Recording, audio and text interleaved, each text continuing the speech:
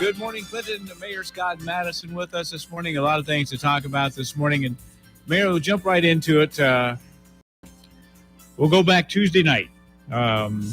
We featured in the news yesterday as one of the highlights of the meeting. They all pass. Goes back to the bonding, borrowing, whatever term you want to put on it, about $9.4 million. You had voiced some concern about that. You read a statement with your concerns and some suggestions for reducing borrowing. Walks that. What is your concern with what the city's doing? Yeah, my biggest concern is our debt capacity, and I think we were debating the same topic the other night. We're just on two different sides of it. The data shows if we borrow the $9.4 million, we'll be at 83% borrowed out. In my opinion, I think that's a little bit too high. I'd like to see us target over the next, maybe it'll take 10 years to do it or 8 years. I'd like to target to get down more near the 70% borrowed out. For me, I feel like that's a comfortable level. I think that it gives us the opportunity to, if a huge project comes up that we can't pass up, like a manufacturing drive or something like that, we always have the capacity available. It keeps the debt service levy down. And then, it keeps us on tap if there's some sort of disaster.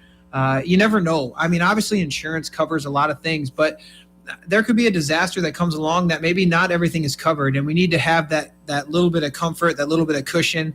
And maybe it's, my day job as a loan officer. Maybe that's in the back of my head because we're looking at debt ratios and margins and things like that all the time. But I just feel like I don't think we're out of control. I talked to a lot of different people. I talked to some different mayors. I talked to the bond attorney. There's other communities that are at this level. We're not like unique in that. But I just feel, for me, my comfort level would be a little bit lower. So I would like to see the borrowing ramp down a little bit. And I know the council and the city administrator have talked about that. And like I said the other night, that's good, and I'm on board. But I wanted to start this year, not next year or the year after. I have to ask. You mentioned the word veto in your statement. Are you going to veto this particular or these measures? I'm not going to. I did not sign them, and I thought, I guess I still could veto it. Yeah, 14 days to do it, but I'm not going to veto it because I do feel, after talking with the bond attorneys, that vetoing it could bring more negativity to the city and cost us a little bit more, and I don't want to do that. I don't want to affect our credit rating. I don't want to affect our interest rate. I don't want people to think at all that we're in a bad financial position, because we're absolutely not in a bad financial position. I just think that we need to get that debt ratio down. We need to lower that a little bit, which puts us in a better position than we are even now. And I don't want people to think that we're in a bad spot, because we're not. We can cover, we can pay things. We're not overextended. That's not why we're borrowing. And just another note on there too is, I'm not trying to slow progress either. It was kind of framed a little bit from some people like I wanted to stop progress and I didn't want to do this. That's not the case. I would like to cut out some items that are not necessary at this time. The infrastructure items, I want to keep on there because I want to do that. I do think we could scale back pavement management a little bit. And I know that would delay a road or two until next year or the year after. But my thoughts on that is we have $15 million cost coming up over the next 4 years for Manufacturing Drive. So I think we could have scaled back our pavement management a little bit this year and the next few years as we approach that project. So your plan is let it go into effect without your signature. One of those kind of minor things that the mayors can do. Yep. If they want to they don't want to veto, but disagree a little bit. Yeah. And show their stance, but not throw it out the right. Yeah, my stance is different than obviously the council passed it with 5 out of 7. So my stance is different than them. I trust the council. They're all great people, and I know they're fighting for the community, and they're doing their thing as well. So I don't want to completely kill this and make it come back up because they do have the majority on it. But I do want to get my point across that I think this is a point of concern, and we need to look at it going forward. And hopefully we can have some meetings here in the next few months as this goes through, and then we can address this for the next few years. So something you're going to try to drive maybe some discussion. I know they talk budget discussions until we start December, January. maybe you hope to maybe get this ramped up for next year's budget. Yeah. It's like you barely get started on 1 year, so you're already talking about the next year. And I think partly that's my fault as well, because I don't think on an item like this we can wait until next budget season to solve it. I think we need to keep the conversation going. We need to start that conversation now, so that we have a good 5-6 months before CIP and budget starts to make sure we hammer it out. I feel that council makes the decisions on the amounts to borrow, and I think they just need to make sure that they have the debt capacity in the back of their minds, and that they're being cognizant of that number, and we address it. And maybe 70% is not the right number, as far as maybe 75, maybe, I think we need to have those conversations though. Next topic, let's talk, I guess, building improvement facade program, which is basically in front of the buildings. Yep. The city's got a program underway. Hopefully it all falls into place. Talk a little bit about what this program's all about and what that process is. Will we see some work done? Yeah. So this is part of the Community Development Block Grant coronavirus money that's at the state level. And they're issuing money out for this simple thing to get facades on buildings in like downtown areas fixed up. So we're going after it's about 1.2 or 1.3 million is what we're going after. We added an 11th building on there, the Lafayette, the other night. The council approved adding that one. So there'll be 11 local buildings or businesses, however you want to frame it, that we're looking at. A lot of them are there's some downtown, there's some in Lyons, and a lot of them are like next to each other. So you're going to see a whole facade, like maybe a half a block. It'll get all redone, or the whole block. So that's going to be really cool. The neat thing about this is the city's obviously going to have a match. Right now, our match will be about $189,000. The council approved up to $200,000. I think we'll come in below that unless costs go crazy for some reason. But we have a contingency in there as far as our math. And then also the business owners have a match as well. And I wish I would have brought that number. We were talking about it before we came on, but it's a decent sized match from each of the business owners too. So they're skin in the game on all levels. The city, the business owner, and then the state comes in and gives that money as well. And it seems to be that ECIA and the folks we're working with are pretty confident that this could happen. So. Again, this improves the front of the buildings, maybe make things look a little better, and kind of scattered around in different. You met 11 times, but they're scattered around different places. It's not all Fifth Avenue South. It's not all Second Street. They're scattered around a couple here, a couple there. That, of course, the business owners have to be willing to put some money into it, and maybe that delayed some from jumping on the idea. They didn't, not that they didn't like it, but financially they weren't in that position. I think we did have a few of those where folks just maybe didn't have the funds to commit, or they didn't want to commit the funds at this time. I'm hoping that we get this money. It's a quick turnaround. They would all have to be done by May 31st next year. So construction completed by then. So if we get that money now, I mean, it's basically a year, and we know in Iowa, weather could change in a second. So construction would have to start very, very quickly on these things. So hopefully that can happen. And I think it's strategic that they're scattered around a little bit. So hopefully as we it's just kind of like that effect where, a neighbor puts on new siding in their house, and then you start seeing other neighbors do the same thing. So we're hoping that it spurs a little more of that in the different areas as well. So we can look for that if everything falls in place. A lot of work this summer. Yeah. I mean, it'll be really neat. If you go online and look at the council meeting from a few weeks back, you can see the pictures of what the projections from Willett Hoffman, the architecture firm that we were working with, is putting up there, and they're really neat. Lots of windows, lots of really cool style, I would say. Yeah. We'll look for that. Stay tuned. Maybe you can fill us in next month. We'll know the answer. Yeah, hopefully we do. Yeah. Okay. Duke says this is what you've been involved in. Mississippi River. I think cities and towns, or the city joined a number of years ago. Basically, a number of cities all along the Mississippi, from north to south, have joined together, kind of formed a group. And you kind of started to get involved in that a little bit. the meetings going on.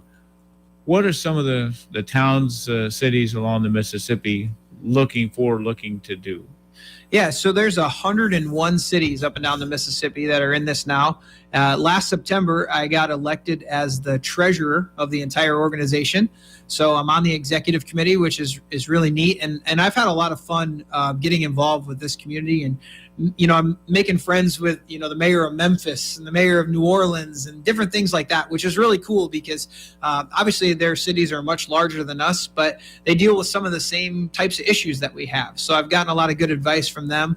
The main focus of this organization is to, keep the Mississippi River clean and work on items like that. And then also flood mitigation and resiliency is a huge portion of what they're doing. There's a lot of work up near Savannah area that they're working on right now. And then a little bit south of us in the Quad Cities, they're doing some flood mitigation stuff. And that's a direct result of the work from the Mississippi River cities and towns. So it's really cool to see that. Another thing that we were talking about is they've set up an infrastructure facility. There's these 4 organizations that are based in different areas of the country that are really tapped into the infrastructure bill that the Biden administration passed. And there's a lot of things in there for cities like ours and other cities up and down the Mississippi. So they're actually going to lend us help free of charge because we're members of this organization to target and find ways to bring that infrastructure, part of that 1.4 trillion, back to our community, which is really, really exciting because for small communities like ours, sometimes it's very tedious and it's very difficult to work through these federal grant processes. I mean, Manufacturing Drive is a good example. It took us a third or fourth time to actually receive the grant. And I think our application got better and better as we learned what we needed to have in the application. Well, now we have these groups that are going to basically help us right away. This is what you need in the application. So hopefully when we can submit for different things, we're going to be extremely competitive and bring back, more tax dollars to the city. Do you know what yet the city is going to be looking at trying to get? They mentioned it's trillions of dollars and it's kind of spread around. How's the city choosing? What are they going to look at? Do you know? Have they come up with a list, or is it going to be the shotgun approach to apply for a lot of stuff and hopefully get one or two? Or are you going to focus in on 1 or 2 projects or 3 or 4? We haven't really come up with anything yet. We have a couple ideas. Just yesterday, I learned that there's some stuff for transportation for bus facilities, and we're looking at a facility for MTA buses. So that's one thing. I sent to Marlena out at the airport. I know she's out. She hasn't got it yet, but there's some stuff for airports and airport terminals and things like that. So I asked her if she would look at that. Maybe there's something we can do from there. We've kicked around some different ideas, but nothing big yet. I know they've mentioned big on the meetings that I've been in the last couple of days that bridges are going to be an extremely important piece of what this legislation is doing. So I think we need to take a look at that side of it. Maybe there's some bridge work or some things like that we can look into.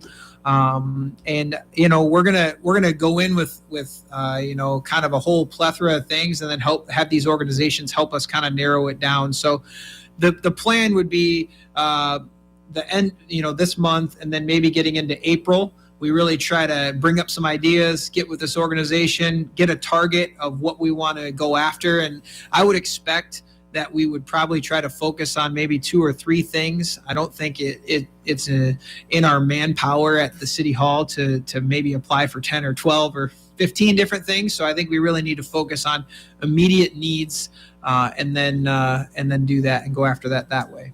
You mentioned Manufacturing Drive. I know the city hired an engineering firm for that project, Manufacturing Bluff. Yep. Drive to Prosperity, you still call it that? Absolutely. What's going on there? We didn't have that on the list, but you mentioned Manufacturing Drive. We're going to start to see some work soon? Yeah. So you already see down on the Manufacturing Drive side, where the painted rock is and everything. You're seeing Iowa American Water start to do some work down there. They got all the pipes down there. They're going to upgrade a lot of infrastructure in that area. That is part of the project. We told them to kind of keep rolling along. We're going to be lagging a little bit just because we're working on the federal final approvals and all that stuff with the environmental and all those different aspects. So, but yeah, Shive Hattery, they had a really solid team do interviews with a few different prospective engineering firms. Part of the we were working with McClure, and part of the federal mandates is we had to go back and do interviews for engineers and all that stuff. And I know, talking with Matt, the city administrator, they were extremely impressed with all of them. But Shive Hattery just kind of was a little bit over the top. And that's why they won the contract. They looked at things from a little bit different angle. I thought one thing that was really neat was they found ways to, using less right of way or buying property from individuals that are along the way. And so a little bit less displacement of people. And I think that was a nice touch that probably helped them get the contract. So we'll see work sometime. I think the last one we talked about, it might be 23 before actually asphalt or concrete starts to be put down. Yeah, I think you're going to see 23. Things will start getting dug up. Folks, just so you know, I mean, it's going to cause some traffic issues, and we need to be cognizant of that and work through that. Obviously, there's going to be bridge work down by Nestle, and those bridges are coming all the way out. It's not going to be one lane will still be going because they're doing repairs. They're going to be taken out completely and then rebuilt and built back up. So that's going to completely divert traffic because you can't just hop the creek with your car, Well, it'll be interesting to watch. It will be, but we're going to make sure that we have plenty of notice to people, and next year when we start that construction, just plan on taking an extra couple minutes to alter your route, but it'll be worth it in the end because that project's going to be great and that road's going to be huge for us. The council heard a bit about the I guess they call it Grow Clinton now, Chamber and Clinton Regional Development Corporation, working on a merger. They're still fine-tuning some of the paperwork. What's your thoughts on that? I don't know how involved the city's been in some of the discussions at the table, but any thoughts on that combination? Yeah, I think it's going to be really great. Right now they're kind of one organization, but they're not really. And I think this is just going to take away any ambiguity. I mean, there's going to be a one-stop shop. You're going to go down to the Grow Clinton organization, and you're going to be able to get help with your small business. You're going to be able to get help on the development side, the tourism. Everything's all going to be under one roof. And I think it's just going to help give more clear direction of what they're going to do and what they can do. Right now, I think there might be a little bit of, well, I don't think I can do that. That's more of the CRDC, or that's more of the chamber. Now it's just going to be directed right down the line. Hey, here's who you need to talk to. Here's where you go. And it back in the military, we always had rivalries between the branches, but at the end of the day, it was always one team, one fight. And I see this organization kind of in that manner as well. Everybody's going to be under one roof, one team, one fight. Let's all work together. And I think consolidating the boards is going to be important as well, because then all the decision makers are in one spot. And I think information and different things can flow a lot easier in that manner. Look ahead, what's on the table for the next few weeks, couple months, next year for Clinton, for the mayor? What, you got any big plans? Things you'd like to see come about? Huge plans, right? Okay. No, I think obviously construction season's coming up. I've been working on a couple different things that I can't really release right now, but I'm getting close to. So hopefully I'll have an announcement here soon as far as some quality of life things for summertime. But really just going to try to continue to, do what I've been doing for almost 2.5 years now, making sure that citizens are heard and responding to them, and that the city is moving forward in a positive manner. Because I think we have a lot of momentum. I think the retail strategy study, I think we're going to see a lot of buzz from that as they get started. I know there's been some initial meetings that kicked off. We're getting the chamber or Grow Clinton involved in that as well, because I think that's an important piece. So hopefully we're going to see some new businesses coming here, and we're going to be continuing to grow as a whole. Going ahead, you still see, you've been at it 2.5 years, you still see a good cohesive council? We kind of go back to the beginning topic. There's a little bit of friction among the meeting, in this borrowing. Is that a problem, or is that just maybe sometimes good to have spark some discussion overall? I think it's a good thing. I don't feel any friction on the council. I think people have their opinions and people have their, and that's the thing is, you get your data, you get your facts. You can be on one side or the other with the same data. But that's important. Our country is built on differing opinions. Democracy is about, being able to voice your opinion, being able to debate it, and then as you make a decision and you move on. And I think that's the same way.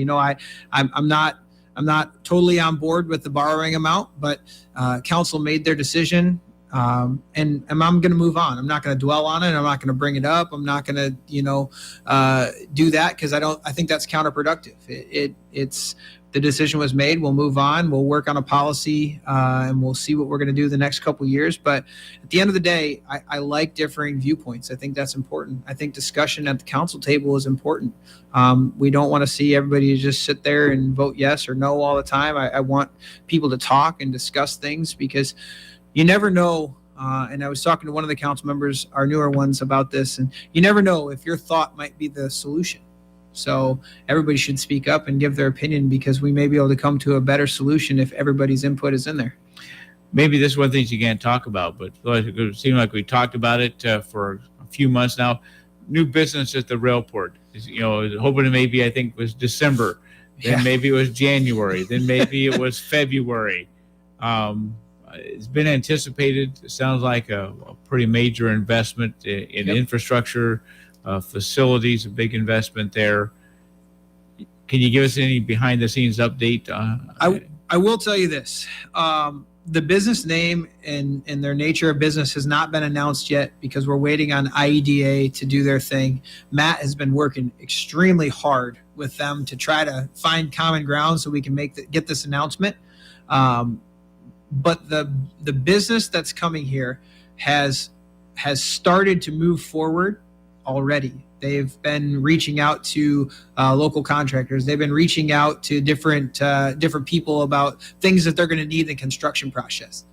So that to me is extremely positive. So they're continuing to move forward, but we just got to find a way to get the announcement made out of IEDA. I'll say this, my opinion, I think IEDA is being a little unreasonable.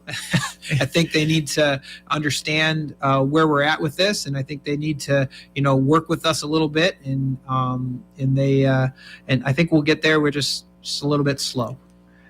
Mayor, any quick final comments? Something we didn't get covered you want to say? No, I don't think there's anything really.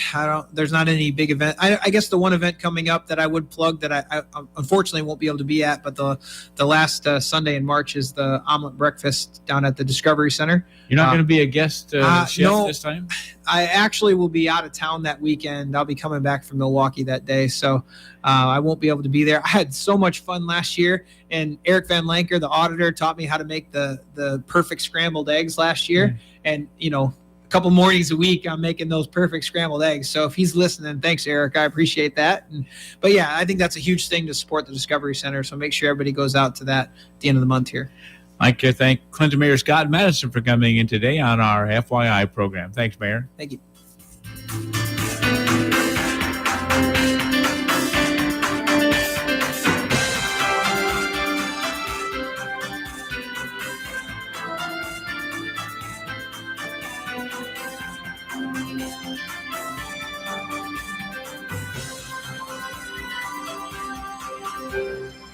You're listening to AM 1340 KROS, Clinton, Iowa. FM 105.9. And KROS